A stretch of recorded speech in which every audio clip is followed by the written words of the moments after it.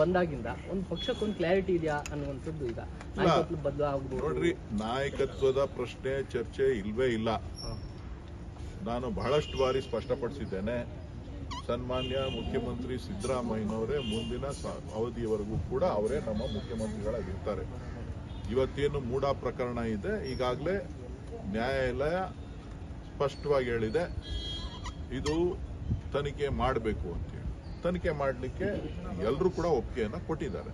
ತನಿಖೆ ಆಗಿ ವರದಿ ಬರೋವರೆಗೂ ನೀವ್ಯಾಕೆ ಕಾಯ್ತೀರಿ? ತನಿಖೆ ಮಾಡ್ತಾ ಇದ್ದಾರಲ್ಲ ಅವರು, ಅಧಿಕಾರಿಗಳು ಕೂಡ ತನಿಖೆ ಮಾಡಲಿಕ್ಕೆ ಮುಖ್ಯಮಂತ್ರಿಗಳು ಮುಕ್ತವಾಗಿ ನಾನು ಅವಕಾಶ ಕೊಟ್ಟಿದ್ದೇನೆ, ನಾನು ಯಾವುದೇ ಇಂಟರ್ಫಿಯರೆನ್ಸ್ ಆಗೋದಿಲ್ಲ ಅಂತೇಳಿ ಸ್ಪಷ್ಟಪಡಿಸಿದ್ದಾರೆ.